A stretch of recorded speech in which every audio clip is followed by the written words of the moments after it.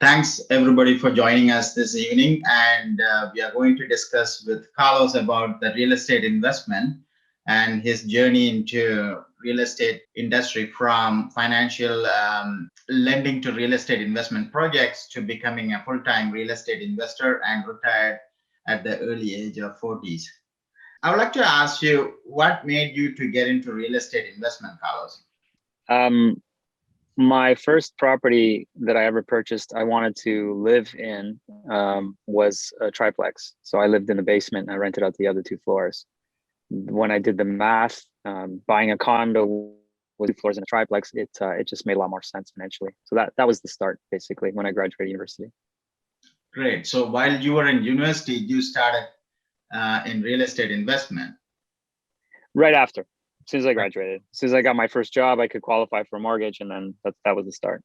That's great. I made a mistake because we do have first-time home buyers and who want to invest in real estate in our audience, and also we have savvy investors as well. In my case, I got into stock market 20 years back, and I lost $80,000 to $100,000. That's how I got into real estate investment. Otherwise, I wouldn't have thought about it. Do you have like your parents or some background in real estate investment? My father worked in a factory, but he bought a couple of small properties, and it was just I grew up helping my dad on the properties, so it was kind of in the family. Great, yeah. So have you tried to invest in other investment vehicles other than real estate? So generally speaking, I understand real estate, so I invest in it. Other things that I don't understand, I leave it to the professionals. So if I have a small portfolio of stocks and bonds, I hand it over to my financial advisor, and they give me the guidance. I don't pretend to know much about stocks. I don't really invest in them directly. I just take the guidance of the financial advisor, basically. Yeah, that's a great idea. I remember, like, I had no clue about stock market, and I got into stock market and burned myself big time. So that's why when the Bitcoin and cryptocurrency came out, I didn't even touch it. Yeah, people ask me about things like that. I'm no expert, so I don't invest in stuff that I don't understand. Like I remember when I was working one of my first jobs, somebody came up to me and said, there's this gold company who just found gold in some far off place, and all the guys are getting together and we're all going to pitch in $1,000. What do you think? And I said, no, I think I don't know anything about gold. I don't know anything about this company. You guys go ahead. And I think it turned out to be a big scam. So I only invest in what I understand. Do you invest in residential or commercial properties, Carlos? Residential. Residential, only residential. Yeah. Okay. The reason being, if you have a vacancy in residential, if you put a certain price and you're unable to get it rented, you can, as long as you're in a major market, you can drop the price $100 or whatever, and you'll get it rented. It's not that difficult to get it rented. Mm-hmm. If you have a commercial property in that same market, especially if you had like, for example, you had like a storefront that had a retail space with some residential up top. Once that storefront is vacant, it's hard to get that rented. People like that because they sign 5-year leases. But if you drive down Toronto and you look at those some of the storefronts, there's a lot of for lease signs, and if it's empty for 6 months, then you're paying the mortgage, you're paying the bills, right? There's no money coming in. So I don't like taking that risk. That's right. Yeah.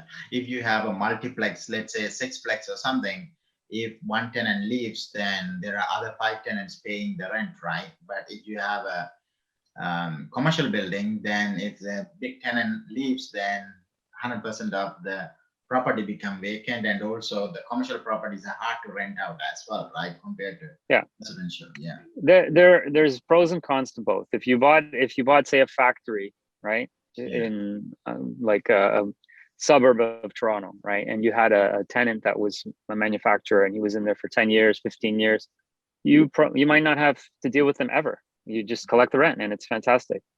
But when they leave, the factory the ceilings might be too low, or it might not be up to the code that new manufacturers are hoping for. So it might sit there for months empty, and then you're stuck paying the bill. I've never done that, so I don't really know, but I know there's pros and cons to both. Being in commercial, I understand that it's less headaches because it's longer leases. Residential, like if a toilet is leaking, I'm going to find out about it. If there's a noise complaint, I'm going to find out about it, and I have to resolve these situations. So there's a lot more hands-on, but the risk is lower. And if your investors understand cap rates, you can look at a cap rate and you can see that the return on investment on a riskier investment is the required return is bigger. Mm-hmm. So for example, if you were to buy a property in Toronto and it's residential, you might get a 3 or 4% return. But if you were to buy, say, a hotel, you'd want more like a 6 or 7% return because it's a riskier investment. So it's priced into the purchase price. Yeah. And also they always talk about the positive things about the commercial properties, that landlord and tenant issues, right? It is easy to handle that, because if the tenant doesn't pay you the rent, then even the next day you could just lock the tenant out of the property, right? Yeah, people say that, but in my experience, no drama is, or less drama, the least amount of drama is the best scenario, right? If there's somebody that's unhappy, you shouldn't start threatening lawsuits or lawyers or locking the doors or whatever. You just try to figure out what the solution is, and try to get everybody to be all on the same page. From my experience, that's always been the best solution. Yeah. So your investment focus, is that concentrated in Toronto, or a little bit of outskirts of GTA, or just the downtown core itself? I don't have that many places. I just have a few places in Toronto, and that's always been the focus. Whenever we were looking for real estate, it was always something near a subway line, basically. Near the subway line, eh? So that would be. People ask me about Hamilton. People ask me about Barrie. If you're thinking about those markets because it's a cheaper investment, just think about if a tenant were to call you in the middle of the night and there's an issue and you have to go there, are you okay getting in the car and driving that distance? If you live close by, then great. But for me, I live in the city, so I want to be close to the properties. People ask me about vacation properties. What do you think about if I bought a property, back home or overseas or something, and rented it out? Again, if you have an issue, like if you bought a condo in a building back home, if there's a condo meeting and you got to be there, you got to get on a plane and go over there. It's real estate is local, right? Yeah, and also the core town, if there is any depreciation happens, right? Of course, real estate never going to be like forever in the upside trend. It always oscillates, right? Like it goes ups and downs. But at the same time, when there is any depreciation or any price correction happens, the core always stays stronger compared to the outskirts. That's what I have seen in the past 20 years, right? Yeah, people that I've spoken to, it doesn't matter what country you live in, there's a lot of value placed on real estate. It's a you can feel it, you can touch it. People who work in construction, they identify with the buildings that they build. There's that connection, and it has value. That has value. If you were to buy a stock that you know nothing about, there's not much you can do to help that stock to be a better stock.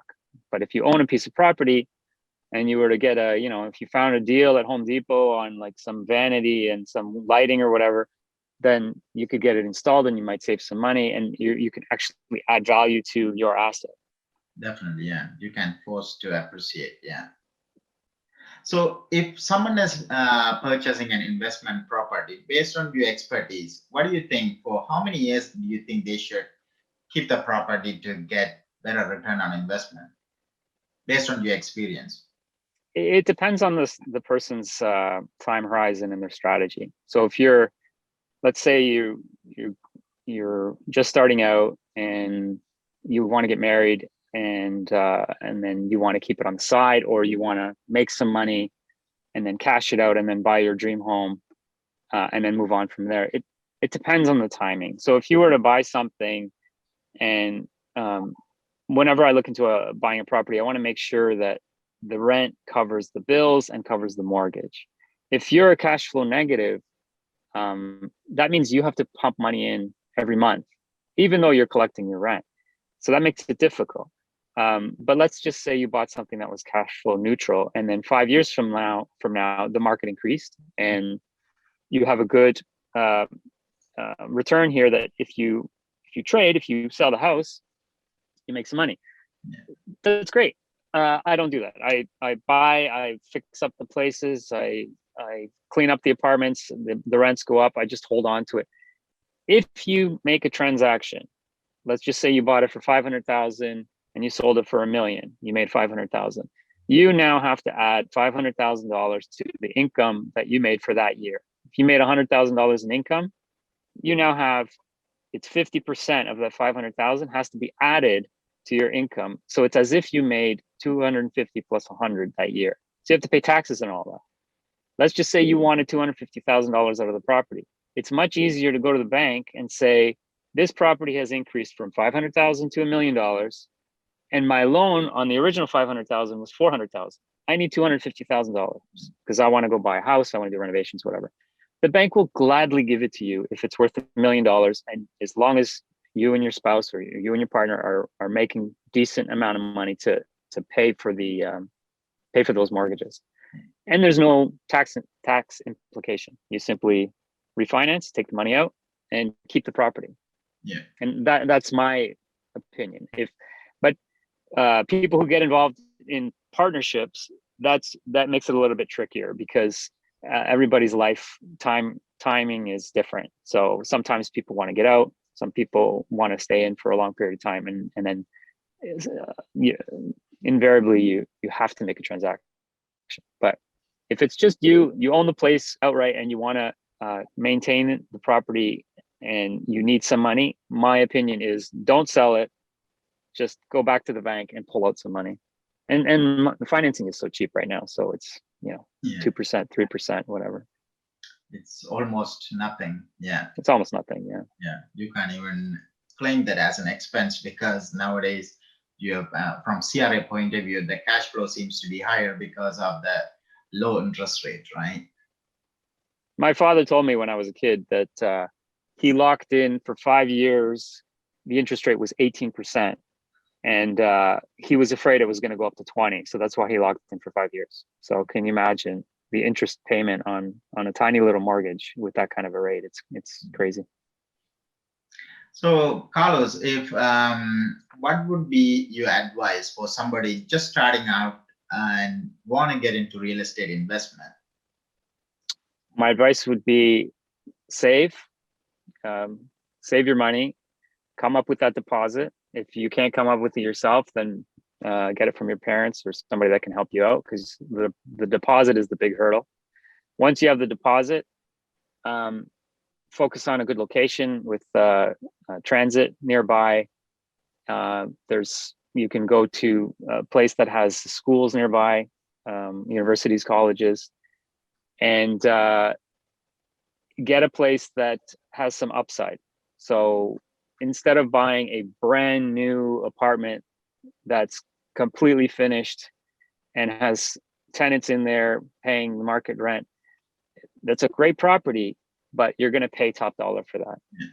But if you bought the house next door that needed some work, that had one vacant unit, that you could go in there, you can hire a contractor, clean it up, make it better, and then put in tenants that you choose and put in at market rents, then you'd pay less for the property. You'd have a headache on your hands, but 3, 4, 5 years later, the equity that you put into that property would increase, and you'd have a bigger return as opposed to buying the brand new shiny finished product. Exactly. Yeah. But the financing is a big hurdle for a lot of people because the prices in the city are just so expensive. So all across the country. So you got to come up with that deposit and you got to qualify for that mortgage. Yeah. At least if they are purchasing the first one, probably they could go with 10% discount, but second and the rest of the property is minimum 20% down payment. Yeah.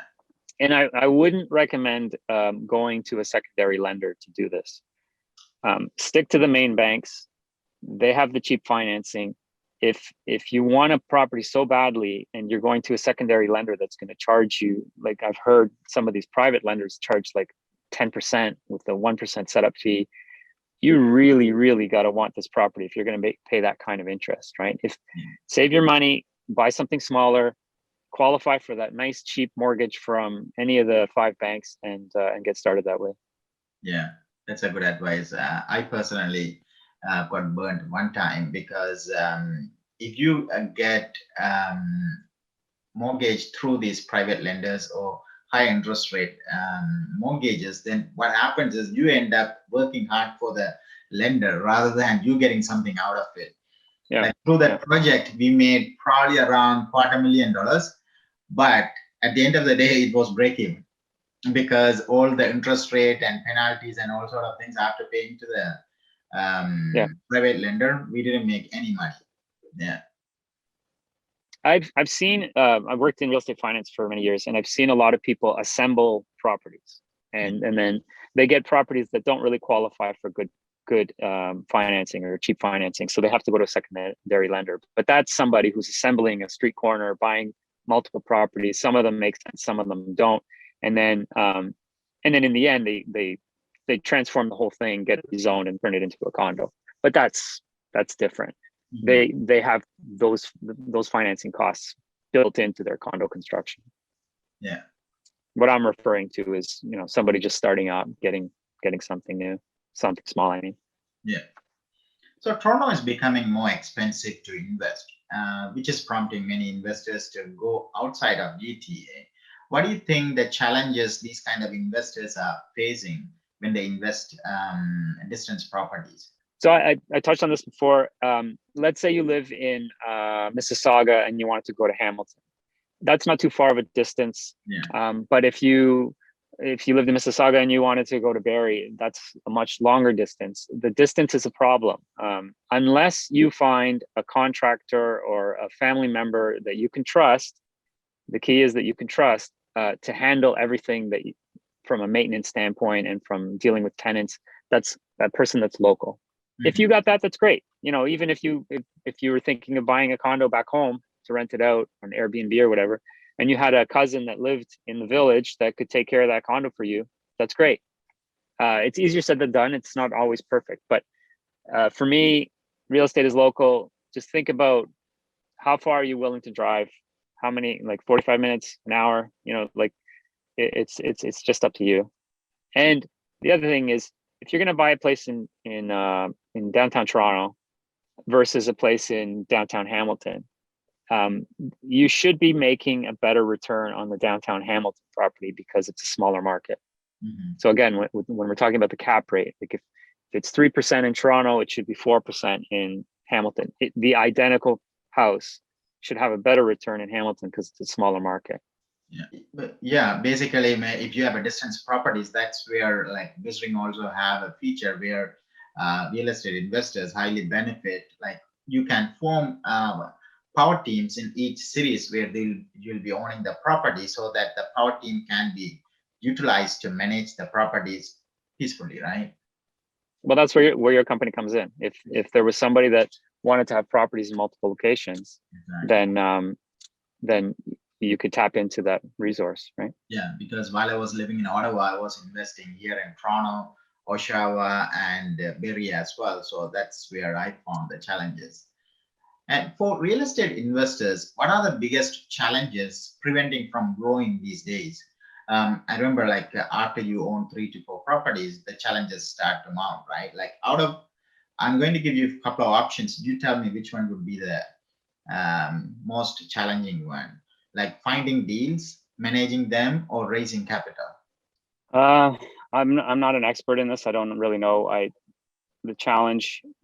My understanding, the challenge most people have is getting that deposit.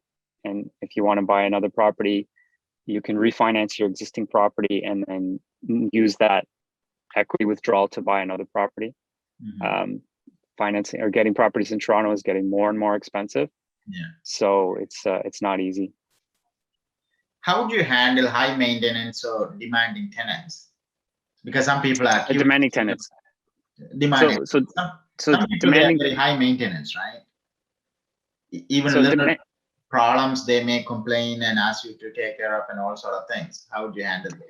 Well, when you meet someone, a prospective tenant for the first time, your gut feel is usually correct. Like if you had a bad feeling about somebody when you met them, the chances are they're going to give you problems. But if they feel like they're easygoing and you do your reference checks and your landlord reference checks, usually things are fine. People usually complain about stuff that they really should be complaining about, like something's leaking or a noise complaint or stuff like that.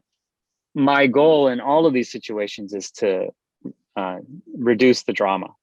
Yeah, You know, try to figure out what's wrong, try to resolve it as quickly as I can. Do not ignore it. If you ignore problems, they just get worse. exactly. Yeah, And if someone's asking you for something, if it seems unreasonable, I find you don't want to confront them and call them an idiot and say that, you know, that you're being unreasonable. It's better to just diffuse the situation and say, okay, let's work around, let's get a compromise. How can we fix this situation, whatever the situation might be? And sometimes you got to spend money, and it's part of the business. exactly. Yeah. So, would you be able to share one of your worst experience in your real estate investment journey? Yeah, our audience, they would love to hear from your experience. Oh, I guess one of the worst things that happened is I had a neighbor who was playing loud music, and my tenant I think both guys were drinking, and he was banging on the wall, and then the neighbor came by and he said, I have every right to play the music as loud as I want. And my neighbor basically my tenant basically assaulted this guy. Or they assaulted each other, depending on how the story was. And the neighbor called the police immediately and said, I fear for my life. I want a restraining order against this guy. Mm-hmm. So I don't really know what happened other than these two guys were arguing and they're both drunk. But the police came and said, because the other guy phoned first, you now have to vacate your property immediately. You can't be here within 100 feet of this guy. Oh. And so he called me and he said, I can't live in your place anymore. So I had a vacancy immediately. And he was a good guy. It was just that night, you know, it just became a problem. And, you know, I let him break the lease early because I didn't really have much of a choice. And then he left, and then I found somebody new. So it worked out okay. It was just one of those things. Yeah, at least from your side, less stress other than just finding the tenant. There could be like some other issues, damage to the properties and all sort of things, right? Yeah. What was your best return on investment you have received in one of your projects? Well, one of the best properties we bought was in 2009. I was watching the news, and CNN was telling everybody that the world was crashing. And I was looking around, and I was looking at the CMHC reports in Canada, and I was working at a bank at the time, and I was like, it doesn't seem to me like things are crashing here. Yeah. But everybody's telling me that it is. And then I looked for properties at the time, and I was a little nervous because things were really bad back in the States. Yeah. But they weren't terrible here. And I found a property that was in really rough shape, not livable. But the price was very cheap. And then we ended up making a low offer on it, and we got it. It turned into a bit of a money pit because we ended up spending quite a bit of money to get it renovated. But when it was done, it took some time, but when it was done, we had 3 nice apartments, and then the market came back. And based on the original investment, what it's worth today and what it's renting today, the return has been pretty good. Yeah, actually, I also started to look for properties in 2008 as an investment property, and then I jumped in 2009 because when the US was going down, I was thinking big crash is going to happen in Canada. But in Canada, it took a V shape, like it went down a bit, like 10-15%, and then started to pick up right away. So, and then I jumped in 2009. And now I don't think those prices are going to come back ever again. I don't think we'll see those prices again, but it's been doing nothing but going up. Who knows where it's going to go? But. Yeah. And what do you think for somebody who's starting? They may think how many properties I should be owning to retire. So what would be the golden number, you would say? How many? Everybody's retirement requirements are different, right? I've met guys who work downtown and make a lot of money, but their lifestyle requires that money because they have a big high lifestyle, right? Then there's people that don't require so much. They live off a smaller salary and they can survive. So what you require for retirement is based on your lifestyle and what you think you need. I don't look at it that way when I buy a property. I'm looking for cash flow. I'm looking for good financing, good property, good location, and then in the future, it pays dividends as long as you maintain the property, do a good job, and pay your debt down. Pay it down, and then eventually, when the debt is down, if you think about it this way, like if you're collecting, say, 5,000 in rent, and your mortgage plus all your bills is 5,000, so you're making flat. But the mortgage payment is 3,000, so your monthly bills are 2,000. 25 years from now, you don't have that $3,000 payment anymore. You just have the $2,000 bill for your utilities. Yeah. So at that point, you now have an extra $3,000 that comes into your pocket. So getting rid of that debt, as long as you don't keep refinancing and buying more property, if you just focus on the properties that you have and you just get rid of the debt, and that mortgage payment disappears, that's your retirement. At that point, you don't need to work, because if each property is giving you what your mortgage payment used to be, that's it. You're done, right? Depending on your lifestyle, of course. Yeah, you're right. Yeah.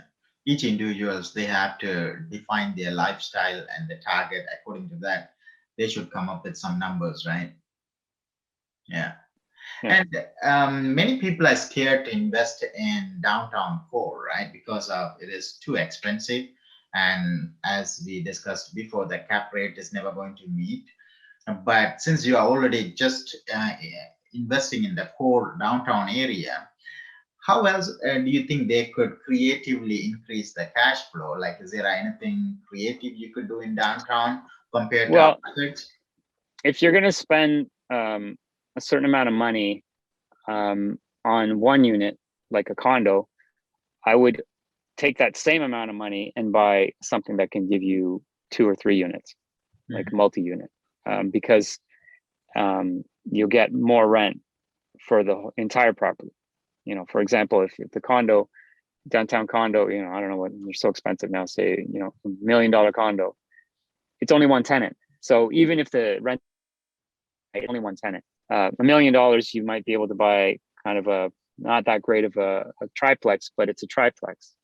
You get a basement tenant who's not going to pay you too much, but the main floor and second floor, those 3 rents will probably add up to more than what that one condo would.